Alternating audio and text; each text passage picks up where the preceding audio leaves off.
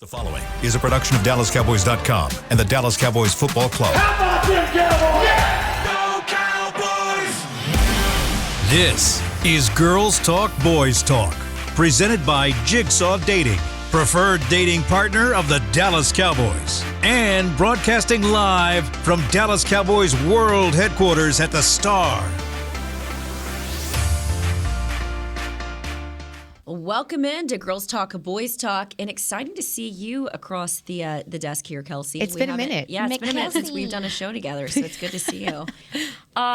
It wasn't great to necessarily see DeMarcus Lawrence today talking about an issue that he's now dealing with both feet and also a right knee, all right? So he thinks there could be a fracture where he had his foot surgery. He says he plans to play on Sunday, but I don't know. He says his right knee hurts worse than his feet. He's dealing with so much right now, just trying to stay focused on the task at hand. And when I saw him walking away from the media scrum is what we call it when you're doing the interview, I said, "So, but you're good to play." He goes, something along the lines of, "I think," which felt a little bit like Ezekiel Elliott last week. So, ladies, we've been talking all week about the importance of this team shoring up their defense, particularly against the weapons, which Jess will get into here in a little bit, in their passing game. What they're hanging their hat on right now is their pass rush is top 4 in the league. You don't have your defensive in there in DeMarcus Lawrence. That affects, obviously, your pass rush, but it also affects you trying to get the pressure up front on the run game and sort of freeing up some of the guys in the back. Are you at all concerned with this DeMarcus Lawrence injury that's popped up? I'm concerned if he can't go, because Tank is not only he's definitely one of the best edge rushers in the game, but he's, as a DN, he's fantastic against the run. And for the Cowboys, he's number one in, I think, pressures and also, too, again, in stops in the run. So he's one of the guys that can really disengage and make a difference in the run game. So if he can't go, that is a significant loss to your defense and what they do. I don't know who fills there. Maybe a Basham. Yeah, I think maybe he can give you more in the run game defensively. But I think it is important to keep an eye on Tank and what he has going on, because to me, he's the best run defender you have. Yeah, I mean, I'm with you. I feel like this is a big loss. A defense that has really been predicated on having a lot of their key guys. It's been one of the reasons why this team has won games. And you just mentioned that they're already struggling in the run game. Everyone's scratching their head. I've been watching your reports.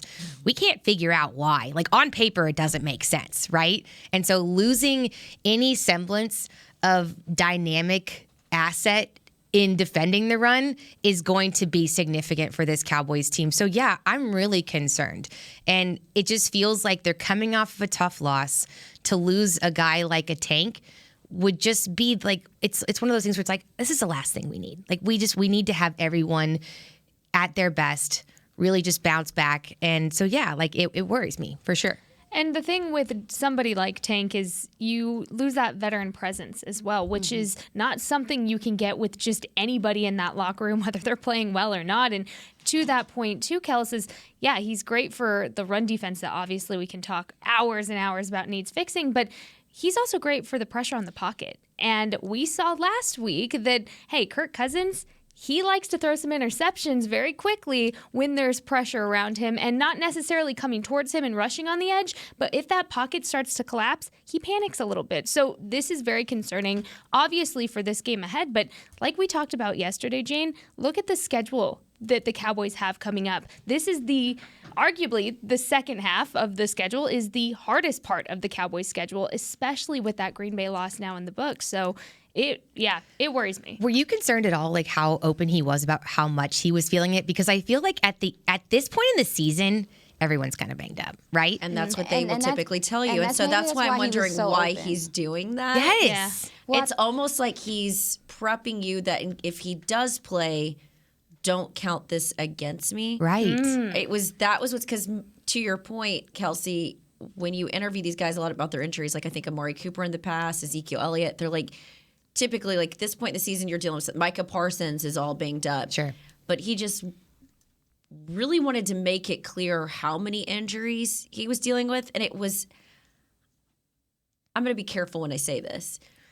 But it's like if guys are taking heat this week and being held accountable for not sticking to their assignments, I'm wondering, was he called out at all? Yeah. And maybe it's like you're sort of Like overcompensating. not an excuse, but Yeah. are you cushioning it? I thought that was interesting. I did too. I don't know what to make of that because Zeke doesn't typically volunteer the extent of his injuries. I mean, you really have to kind of pull it out of Zeke and look at Dak. Dak will typically say, they kind of downplay it themselves, but he wasn't really downplaying it, which I thought was fascinating. And I feel like that's been the trend this season, too. Anytime there's an injury, it's not an automatic yes or no. I mean, we're sitting here guessing up until, right before game time to who's actually playing. Look at Zeke, the perfect example. Even into, 3 weeks ago now, we were sitting there guessing until last minute because there was not a straightforward answer of this is what was wrong, this is how I feel. So it is very interesting that there's a bit of a different narrative with Tank and these injuries, multiple. That's scary. Well, and I do think what is going to help them out is, Anthony Barr going back to Minnesota. I remember covering him my first, rookie year. He meant a lot to that locker room. Anthony Barr is beloved there. Even though we haven't seen him for the last couple of weeks because he's been dealing with the hamstring, right? Mm-hmm. I can't keep up with all of them. I know. He's been dealing with the hamstring. It does sound like he's trending in the right direction. And I think he helps Micah Parsons because if you look at the last 2 games, you haven't had Anthony Barr out there, or at least he came out in the middle of that one game.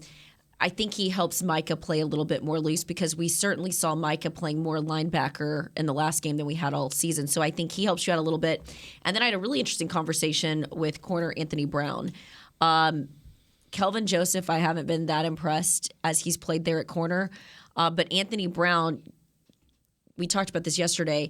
Justin Jefferson, I think, is going to be your biggest threat. And Anthony Brown talked about just the elements of his game, the routes that he can run, those one-handed catches and defending against him. It was like 4th and 18 when they were defending against him. And so they, in the last game at least, they were not throwing at Trayvon Diggs at all. So he wasn't traveling with them a lot. So I anticipate that Anthony Brown probably will. And, he was in concussion protocol from last week. And I said, dumb question here. I asked him 2 dumb questions. One was, why aren't guys making some of their tackles and having gap integrity? I literally said, if that's what everyone keeps saying, why aren't you doing it?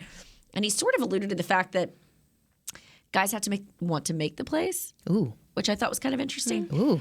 And I'd have to go back and listen to the sound clip. I had it and I was going to play it, but I believe that's what he said. And I thought that was kind of interesting because you also had Micah sort of alluding to that post game, after the loss. But then on the concussion, I asked him, seeing Tua and what he was going through, are you at all concerned? And he said he's had 1 concussion his rookie year, and then he had this concussion. But he said, yeah, I'm a father of kids now. I'm going to put them first. So if I don't think that I can play, I'm not going to play. And so that gave me the sense that he was going to play. And I think having just Anthony Barr and Anthony Brown out there, I think is going to significantly help your defense. But I do think the DeMarcus thing is something to keep an eye on. No, the Anthony, and crazy enough, I think getting Anthony Brown back is going to be important just because of the communication factor and stuff. You can't. He is a veteran. He is a veteran nonetheless. Also, with Anthony Barr coming back, Damone Clark has been taking it. Not Damone Clark, Deron Bland? Yeah. No, Damone Clark, 33, has been taking extended snaps, because he's playing more. He has to out of necessity. And he's a youngin'. He's still learning. And I know that is not what they envisioned for him to ramp him up anyway. So Anthony Barr also coming back is going to allow that young player to get back in there and play in spots. And hopefully that rotation the depth in that rotation starts to come back because right now the linebacker spot is thin to some degree. It has been with the loss of Anthony Barr. So, Jess, I wanted to deep dive a little bit too into some of their receiving threats. Yeah. What are the Cowboys looking at? Specifically, even if you do have Anthony Brown back, you do have a defense that wants to right the ship, given all of the talk about them out there, but. How much of a challenge is it going to be when you look at this Minnesota receiving core? Oh, yeah. It's definitely going to be, I think, the best challenge that this team has faced so far. Obviously, you have Justin Jefferson. We've been saying that name, and for a very good reason. If you haven't seen that one-handed catch, well, you live under a rock, and you need to. But the thing about him is he plays well on the edges, and he navigates coverage very well. So any blown coverage, he's getting that extra yardage. That is going to be very important in this game, and it's consistent. that's what's scary, is it's not just a one-off thing. It's very, very consistent. So obviously going to be talking about him. Adam Thielen. If for some reason Justin Jefferson's not open, well, you have an Adam Thielen who averages, about 51.9 yards a game. Sounds like a little bit of a threat. Somebody else that I wanted to put on your radar too was TJ Hawkinson. This is a recent trade by the Vikings who, okay, he's starting up, but hey, he hasn't done bad the past couple of weeks. He's averaged 57.5 yards a game just within his couple weeks of being on the Vikings roster. Keep in mind, he's made an immediate impact. That's what's scary about him, is the immediate impact he has made and becoming more of a Dalton Schultz-like kind of clutch tight end for, you have Dak and Dalton. This one you have Kirk and DJ. So something to keep an eye on. And then I have written here too that double coverage is going to be big for TJ Hawkinson, because here's the thing. He likes to go for that extra yardage after the tackle. Well, what was an issue last week? Cowboys tackling. So the tackling is going to need to be contained, and then not forward tackling, because a lot of what I was seeing from all of the wide receivers that were getting the ball, specifically during last week's game against the Bills when the Vikings played them, was the tackling was contained, but they were still pushing for those extra yards. So hidden yardage, like you had talked about earlier this week, Aisha, is going to be huge. Those are just some names. Of course, you can even go into the run game.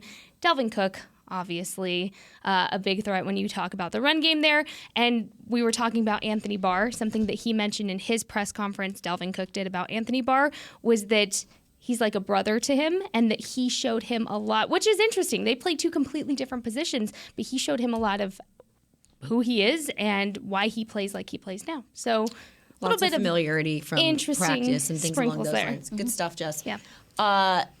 You found an interesting connection with TJ Hawkinson and even the tight ends here in Dallas. Aisha, when you're in the locker room. Oh, yeah. So I actually was able to catch up with Jaron Kearse today, because this kind of is a homecoming for him as well. He played with the Vikings for some time. And he was just talking about, they just played TJ Hawkinson, but he spoke about the fact that he played with him when he was at the Lions. He has a lot of respect for what he does, and he's enjoying seeing him thrive. Obviously not this week.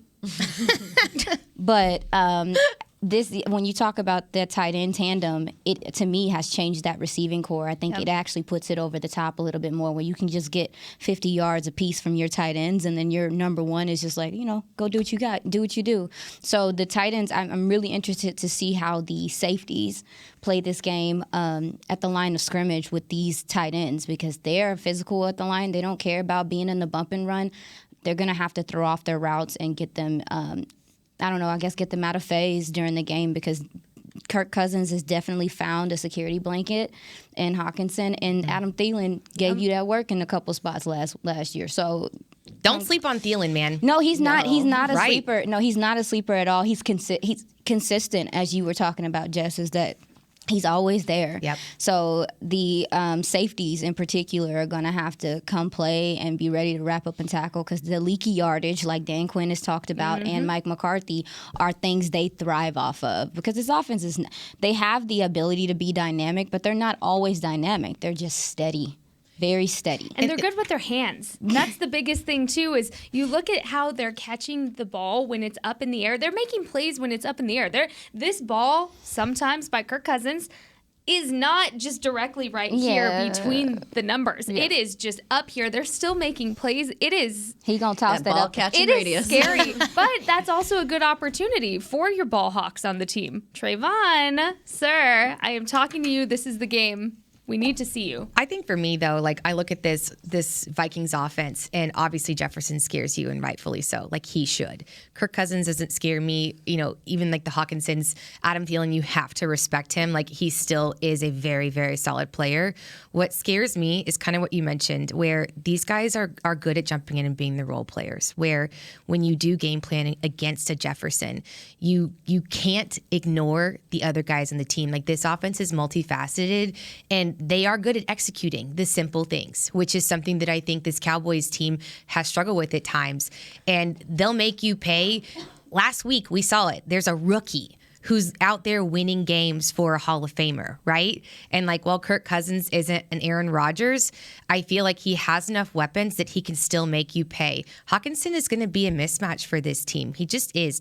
Most tight ends are, especially when they're receiving game. So I just think you can't ignore what they're bringing to the table, even when they are just like overall like solid players. I think Kevin O'Connell's bringing a lot to the table Oh, too, yeah. as their young, creative head coach. You gotta love Obviously that part of the Sean McVay coaching tree. Yeah. Yep. They do so much. They do so much. A lot of what San Fran does, the pins, the pulls. They're trying to get your guys It's all these going young head coaches, man. Yeah, they're trying to get you going in one direction and going in the other direction. This offense is not, like I said, I wouldn't consider it like, oh my God, dynamic, but they're more than capable and they're well coached. And it's they're a very young. different offense than what you faced on the road last year when And they're Cooper young. Rush and this team. Yeah. That's the key. They're young. So it's not like this is going to be a one-time threat. This is a Minnesota Vikings team that can continue to grow off of this. And we talk a lot about culture here in this building. They have completely bought into this culture in Minnesota. So 100%. another thing.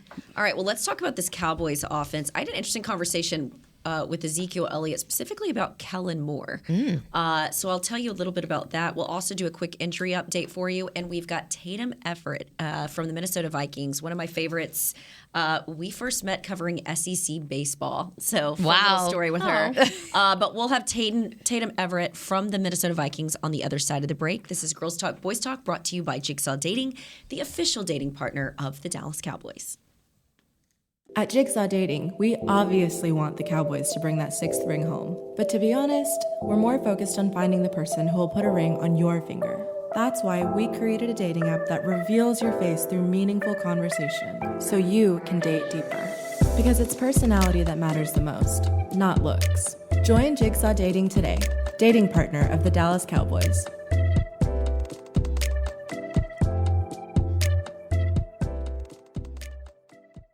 All right, Pepsi-loving football fans, it's time we had a lesson in trash talk. And I'm not talking about that stuff that happens on the field. What I'm talking about is trash, and it's the only thing that belongs in your garbage can. Now, recycling might not be as thrilling as converting a 4th and long, but next time you're thinking about throwing that Pepsi Zero Sugar bottle away, just cap it back up and pretend you're down by 6 with the recycling bin wide open. Know the difference? Make a difference. Be a team player and recycle. Visit PepsiTrashTalk.com to learn more. I'm Dak Prescott, quarterback of the Dallas Cowboys. And they snap it to Prescott, who looks right. It's not there. He escapes left. He'll run for a first down. Just like football, when it comes to crypto, it's important to have a team you can trust. With blockchain.com, I know I'm in good hands. Since 2011, they've been trusted by millions around the world to buy, sell, and trade cryptocurrency. Prescott's going to run this himself. Run it up the middle, and he scores. Whether you're new to crypto or an active trader, they've got you covered. What are you waiting for? Get started at blockchain.com.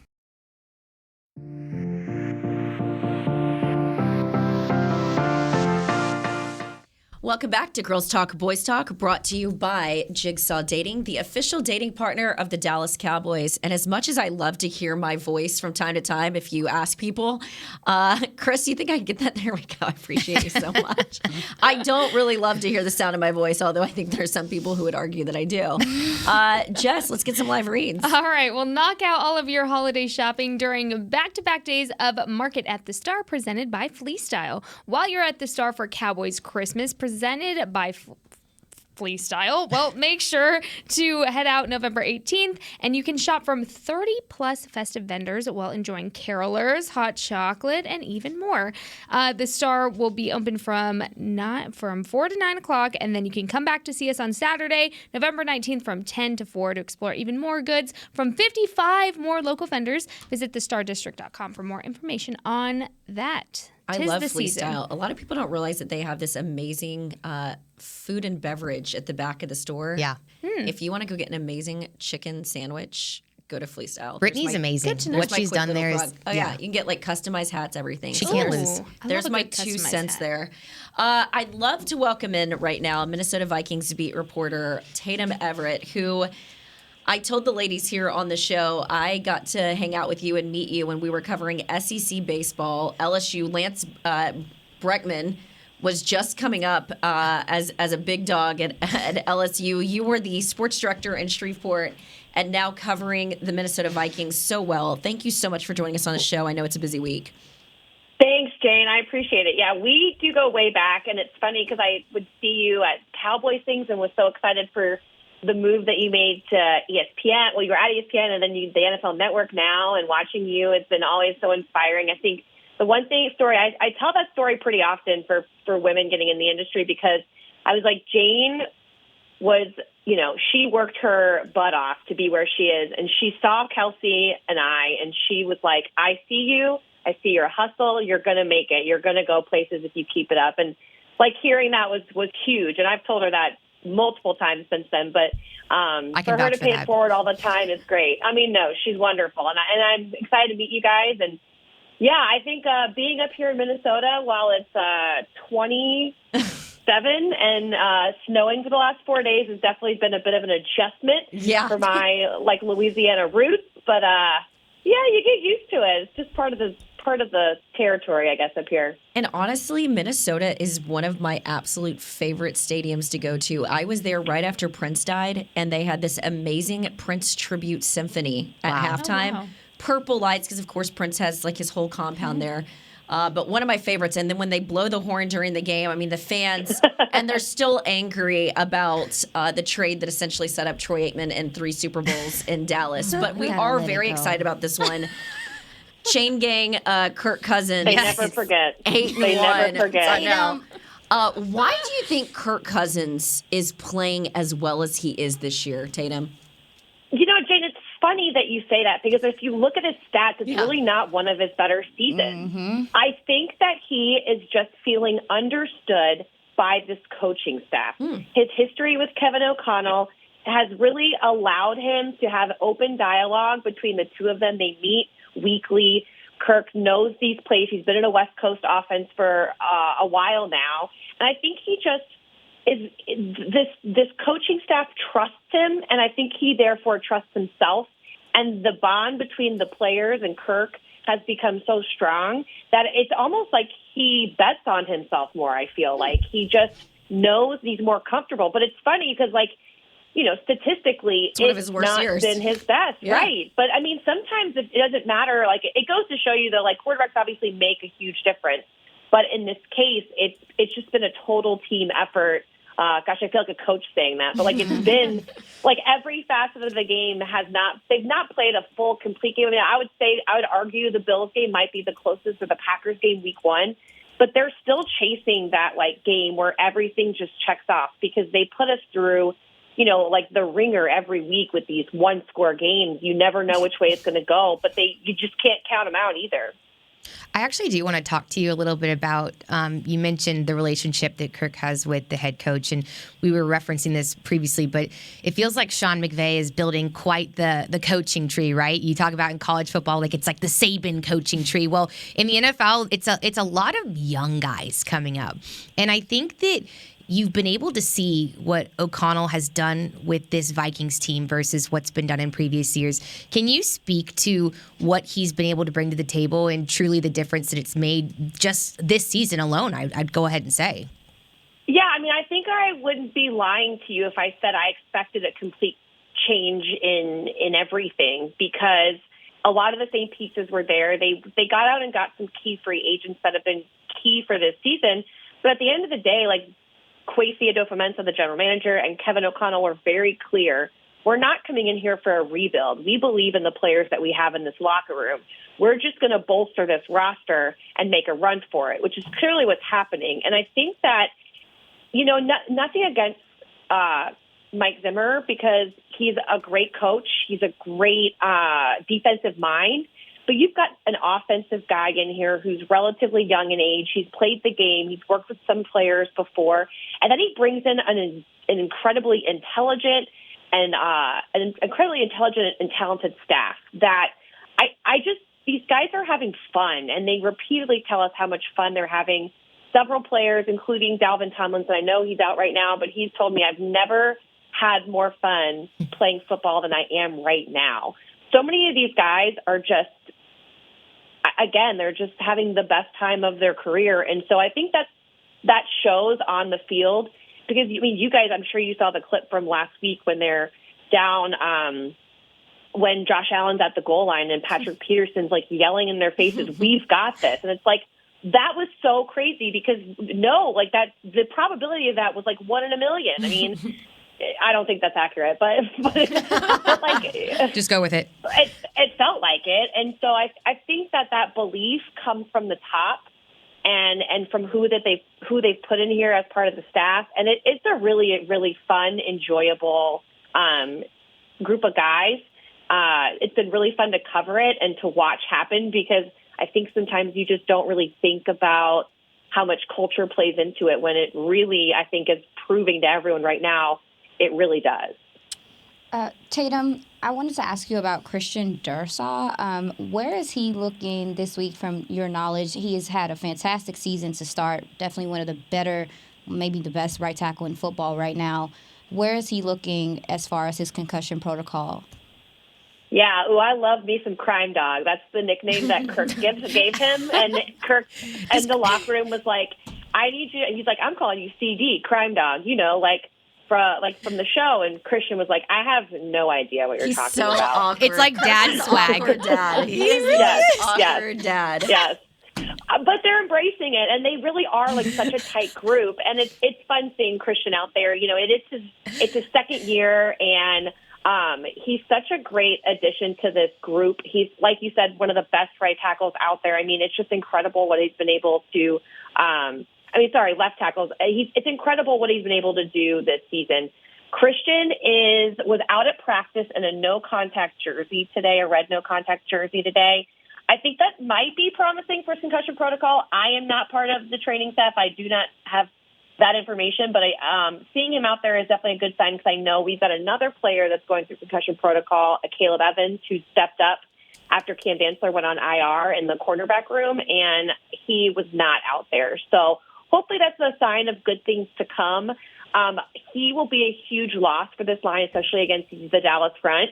However, this coaching staff is very confident in next man up, and I know that seems cliche, but last week when he got out of the game, Blake Brandell, who was drafted in 2020, he's been on the practice squad. He really didn't have too much real game experience. Went in the game, and the coaching staff said they didn't really feel like they had to do anything different, that Blake just plugged in, and they were really proud of his efforts. So they're confident in Blake in case Christian can't go. But obviously the hope is that he's up there because, as you guys know, both these teams have 2 games in 5 days. So he's definitely a valuable player you want to see out there. Hey, Tatum, so we were just getting on that hype train about tight end TJ Hawkinson and the impact he's made immediately for the Vikings offense. Can you go into a little bit more how schematically he is really going to impact that scheme and maybe how it's going to be built around him the more time goes on?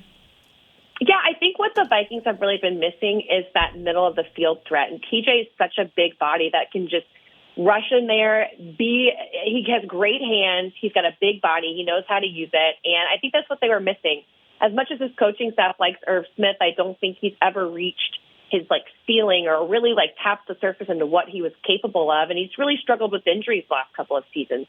But TJ is, he comes in the game after being in the building for 5 days, and he has 9 catches for 70 yards, and it's just incredible that he was able to do that. I think the more weapons you have out there, the better, because when you just key up on Justin Jefferson, there's other ways that these defenses can be punished, and I think that TJ is a huge part of that for sure. Okay, so we're excited to have him here. He was like, it's nice to talk about winning things for a change. Yeah, I'm sure it's refreshing. I'm summarizing, obviously, but so this is one of the things that has really surprised me the most in looking ahead at this game.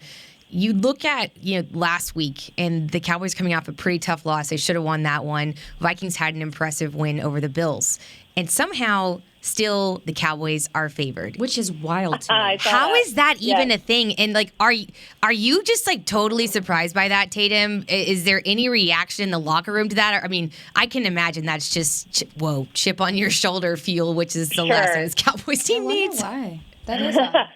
Yeah, I think a lot of it might have to do with point differential, win point differential, because the Vikings have, I think it's 7 straight one-score games. Yep. They're 7-0 in one-score games. It's just incredible. This team has been down 3 times by double digits in the fourth quarter. It's just you see this team consistently fight back. And I think at some point, odds makers in Vegas are thinking like, this trend. They're thinking trend. I'm sorry, they're thinking mirage. We're thinking trend, right? So it's not a mirage. It's a trend. These players are like, we believe in each other. We know that even when we're down like that, it's going to happen. So the belief is there for the entire game. There's never a give up attitude. There's never a panic moment. And so I don't know, maybe Vegas knows more than we do. Usually they are pretty right. So I think it's more or less like the Cowboys have had some very convincing wins this season. And the Vikings, albeit they just beat one of the best teams in the league, it didn't come without its dramatics. And they did it on the road. They did it in overtime. It blows my mind. And the Cowboys were playing the Packers that literally had an injury report that read like a laundry list. And one of their, I think their biggest threats on defense was Rashawn Gary. And the Cowboys weren't able to really get any momentum going. I find it very, very fascinating, and I find myself going, what do they know that we don't? Literally that. Maybe it's the history as well. The Vikings have been terrible at home against the Cowboys. And the funny thing is they've had those two last losses, I guess, were against the backup quarterback. So it's like the first time that Dak, I guess, plays the Vikings which is wild. 3 years, which is crazy. Yeah, it's so crazy. So, yeah, they must know something we don't. But I'll say this, like, I don't know if Coach will use this in the locker room speech or the hype speech to get these guys ready. But this team feels like they don't listen to the outside noise from what I hear. They're not really concerned about the legitimacy. I know. But when I talked to like Brian O'Neill after the game, he's like, well, no, actually, it was KJ Osborne. They were like, they'll know who we are. They'll know who we are after this. And so I think that attitude is just like, we're just going to back it up with our play and move on. So it is surprising, though. I was surprised. I even think, didn't they open up at like a 3.5 margin, too? Yeah. Crazy. I would be insulted, honestly, if I was that team. I would be offended. I'm sure, again, as Jane, you mentioned this, like no player is genuinely going to, unless you're DeMarcus Lawrence, and then he'll just straight call you out for it. But 9 times out of 10, they're going to be like, no, our heads are down. We're looking ahead to this next week. Like, give you the Bill Belichick answer. But they're secretly like looking at the line or they're reading their name on Twitter. We're a one-loss team coming after that win over the Bills. And look what I think some people would argue what has really been the Cowboys' big signature win this year. Correct. I mean, that's what when I look at the Cowboys, I find myself going, what was the signature win? I think all of the games they won without their starting quarterback. Well, and Dan Quinn, a while back during one of his press conferences, has talked about having a moment in the season where he knows that this team is going to continue on. And that, I'm not speaking verbatim, but he talked about not having that moment yet. And that was weeks ago. That was probably about a month ago. So, I don't know. If you didn't feel it then, I don't feel it now. Yeah. Well, Tatum, I appreciate so much of your time. I know that you are running around there super busy. I wish I was making the trip to see you. So big hug from Dallas. You get Tom Pelissero. Today. Tom Pelissero. I'm so sorry. I like Tom, but I was like, no, I really hope Jane will be at the game. We love Jane. Sadly, and I love Minnesota, one of my favorites. But thank you so much for jumping in here, and congratulations on your success, sweet girl. Thank you so much. I miss you guys, and we'll miss you up here. I can't wait for another epic showdown. Love the 325 kick. Gives you a little time to sleep in. So it's the best. Yep. But the one thing though, Jane, you're not missing out on this snow. It's going to be freezing. So I like to visit snow. I don't like to stay in snow. Tatum, real quick, what's the expected forecast for Sunday's game? Ooh, good question. Now, we are a dome team, which, good God, I'm so happy for. If we were not a dome team, I probably would have turned down the job. I was going to say. But iPhone says it will be partly cloudy, high of 30, low of 8. But for all intents and purposes for these teams, 68 and just nice and sunny. Love that. Of course it is. Oh, my parents love to remind me of how much hot weather they have or, whatever. But, yes, I mean, it's definitely cold. Thank God we have a dome. Like Jane says, it's literally one of the best stadium experiences you will have if you ever get up here. I wasn't much of a game presentation person until I got to Minnesota, and I was like, they put on a show. It's awesome. They put on a show. So, yeah. But thanks, guys, for having me. It's You're awesome the best. to talk to you. Take care, guys. All right. Bye, Tatum. As we talk about the weather, guys, I was up there for Super Bowl in Minnesota, and Diana Rossini is one of my best friends over at ESPN. And so we just love creating content. So we went outside always with good, hot too. water and we threw it in the air. And I kid you not, it turned to snow. It snowed. I think I remember this. You Because posted it. we were doing a web redemption because on Air Once for ESPN, Google it, it's great. She was trying to show on air how cold it was at a particular game, and she had a glass of water, and she poured it, and water came out. And so it was our web redemption. This is also the girl that put her producer in a Kevlar vest and took a baseball bat to show what Drew Brees was wearing. So one of her live shots, she's hitting her producer in the Art. chest. It was great. We'll have to get her on the show. She's in maternity leave right now with her second child. But she'll be coming Everyone's back safe strong in with December. there being a maternity leave. She's great. All right. Well, ahead of having Tatum on, which we really appreciated having her on and getting some of that insight about what the Cowboys can expect against Minnesota, I talked about how I'm feeling bullish this week. Bullish last week, Zeke wasn't playing. I'm feeling bullish this week that he is playing. And what he had to say about their own young wonder kid offensive mind of Kellen Moore, we'll have that on the other side of the break. This is Girls Talk, Boys Talk, brought to you by Jigsaw Dating, the official dating partner of the Dallas Cowboys. At Jigsaw Dating, we obviously want the Cowboys to bring that sixth ring home. But to be honest, we're more focused on finding the person who will put a ring on your finger. That's why we created a dating app that reveals your face through meaningful conversation, so you can date deeper. Because it's personality that matters the most, not looks. Join Jigsaw Dating today, dating partner of the Dallas Cowboys.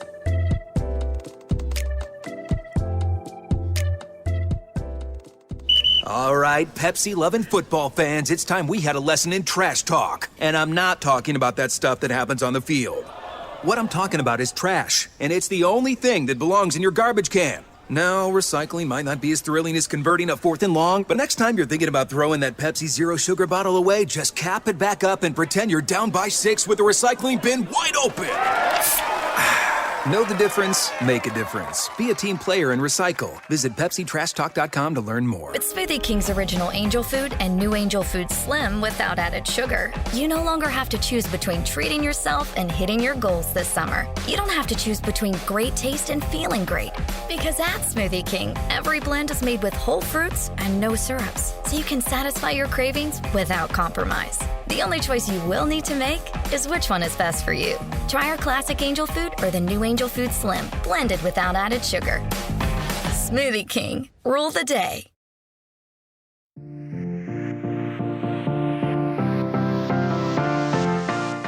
Welcome back to Girls Talk, Boys Talk, brought to you by Jigsaw Dating, the official dating partner of the Dallas Cowboys. But first, Jess, hit us with some live reads. Well, live music fans head to the Star in Frisco on Tuesday, November 29th for a brand new monthly concert series, Sounds of the Star, featuring the amazing country rock band Western Rewind. The concert kicks off at 7 p.m. and is free and open to the public. For more info, please visit thestarinfrisco.com. Cowboys had an offensive performance in Green Bay, and we had an offensive. You're welcome. We're talking Kirk Cousins, so I was giving you mom jokes. That's really good. Yeah, we were having literally an offensive discussion about cheese curds and Green Bay. Disgusting. So it was Big rough. no from us. But I think what really hurt that offensive performance was not having Ezekiel Elliott. And hear me out on this, because a lot of people are like, well, wait a minute. We saw Tony Pollard with more yards from scrimmage than he's ever had, more carries than he's ever had from his NFL and college career and his high school career. And he was able to turn out, over 100 yards. He had a rushing touchdown.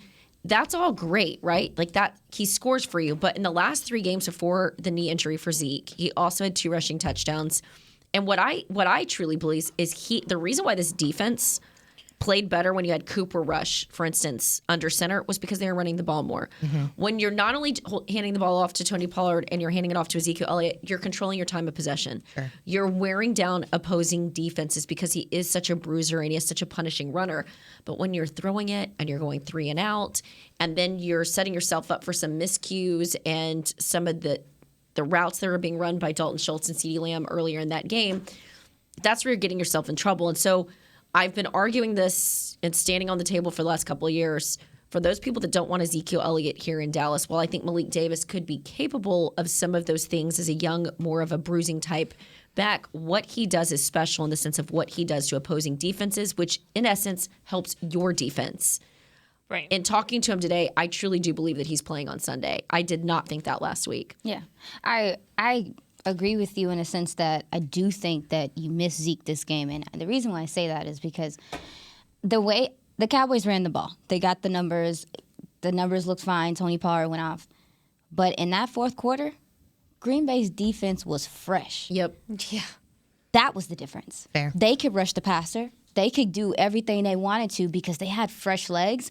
A lot of that to me is the way in which the Cowboys are running the ball. Is this game they did a lot of reaching and stuff, but running downhill and really taking it to these guys, really I think Ezekiel Elliott is a big part of setting the tone for that, not only for the team but for the offensive line.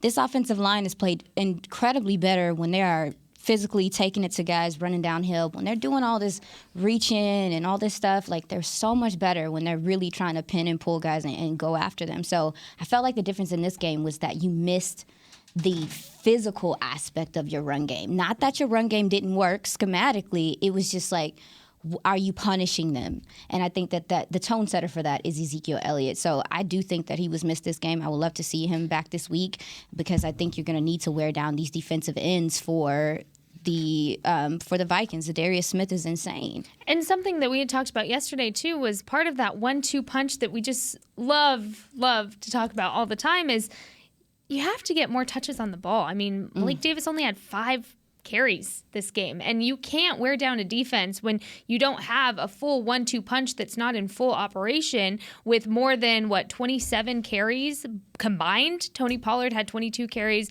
Malik Davis had 5, and what Zeke does is, maybe he's not getting those chunk runs. Maybe he's not getting you those 20-yard runs on a consistent basis. But what he does is he gets you 5 yards. He gets you 4 yards. He gets you 6 yards. And those add up. And that wear and tear on the defense is what's so important. So, yeah, come fourth quarter, they're gassed. And they're tired. And they're exhausted. And they're not going to have the energy to stop you on a fourth down. I mean, it does come back to Zeke. Although I do stick with the agreement that we all said before the Green Bay game that it was the right call for him to sit for the injury and, reserving him for the rest of the season. I think it's interesting, too. We're seeing a lot more of the league transition into more of this dual threat backfield, which, we've had a lot of conversations around Tony Pollard's capabilities. Can he be a number one running back? He could be a number one running back somewhere else, and you could arguably say he is serving as a number one guy right now. But I do think, to your point, Jane, and to everyone here, when you add Ezekiel Elliott, it is a different type of threat. And I feel like you are extending the time the Cowboys have the ball. Time of possession really does matter in terms of the stat line. Almost every game. And right. You can't just look at a stat sheet and just pick one thing, but if you had to, that would be one. Yes. That and turnovers are the two that I would just say right off the bat. And I feel like I just mentioned that, you've seen a resurgence of these young guys in terms of head coaches and offensive coordinators being crafty. I actually feel like Kellen Moore has had to go back to more of the standard type of play. And because of the fact that he hasn't had the same guys to work with, and I actually think the simplification is working when they do it right. And so I feel like Zeke gives you that really solid run game and gives you that other element. When you add both of them back there, I mean, again, it's a kind of a necessity based off of what weapons they have on the table to be able to wear down defenses and then, again, execute against their game plan. I was going to say, I had an interesting, since you brought up Kellen Moore, I had an interesting conversation with Zeke, and I said, look, I'm not trying to, headline this or get in the weeds here, but I am curious, how responsive is Kellen Moore to feedback? In other words, we hear so much the guys volunteering that they have a leadership council and they give Mike McCarthy feedback and he's really great with constructive criticism. How was he? And he said, man, we were here at the same time. He's not much older than those guys. And there's a lot of, he said he's my coach, but, basically saying he's our friend too. Sometimes I wonder if that's a good thing or a bad thing, right? It works obviously with Sean McVay. It works with Kevin O'Connell. It's not working with Cliff and Kyler in Arizona. So I do think that's sort of an interesting dynamic there. But I've asked people, why not do what you were doing with Cooper Rush, which is run the ball more, sort of simplify this thing. And as it was described to me, when you feel like you have a better quarterback, which is in this situation Dak Prescott, Kellen Moore feels the need to open up the playbook more. But in opening up the playbook more, you are making yourself a little bit susceptible. And even Zeke said, man, he thinks outside the box. But sometimes I'm like, does the thinking outside the box? In there, please, just stay right? in there. Like, is that the best? Box. Is that the best thing for them? So I find that interesting and something to sort of keep an eye on. Just this year and what that looks like moving forward. Because the big knock on Kellen Moore last year was that they were throwing the ball too much. Yeah, and that's what they have to simplify things, especially when you're talking about third down. You're talking about time of possession, whatever. Your third down plays ain't got to be that complicated. Yeah. Well, you have to get third down. Yeah, you have to get 2 third downs. You have the gentleman to get 3 yards, like you do. And so I agree with you, is that there are instances in the game where it's like, that wasn't necessary right there. But when it works, it works, right? Like, and we've seen him do things where like, well, that was interesting. Not for me, because I think it throws off. Not for me. I'm just being honest with you, because it really throws off the game when they're in a rhythm and then there's some like weird reverse or something like that. And I understand. And he's even Kellen's alluded to like having to sit within himself and not pass the ball. But 46 times was too much last week. And that's just is what it is. And also, too, but to that point, you have to get a rhythm by starting a rhythm early on in the game. Yeah. Going 3 and out and setting that tone, that doesn't help anybody. Mm-hmm. What was it when Dak first came back, decided to throw the ball to Noah Brown? Remember that didn't work out? I was like, why aren't you just starting it and running the ball? That particular play didn't make a lot of sense. So, yeah, I think it's interesting. This offense, I think, is still struggling to find its identity. I did ask CeeDee Lamb this today, and I'll end it on this note. I said, how much do you think, and we brought this up yesterday, the not having the preseason, and then obviously not having, back from injury, reps matter. Yeah. When you're a wide receiver. Yep. Reps matter, the connection matters, and I think they've really struggled to get on that, not just this year, but last year. And I'm not making excuses for Dak and his receivers, but I think that's real. And so in the absence of that, I think you should be running the ball more. Mm-hmm. So I'll leave you with that note. You've got a quick pass interference for us before we get out of here. My pass interference? I do not today. Okay, all right. Well, we are wrapping up the show. That's it for the week. Big game this weekend in Minnesota. As Dak described it, feels like a playoff game. Hopefully, for Cowboys fans, we're talking about a playoff-type win on Monday. That's it for Girls Talk, Boys Talk. See you next time. This has been a production of DallasCowboys.com and the Dallas Cowboys Football Club. How about this, Cowboys? Yeah!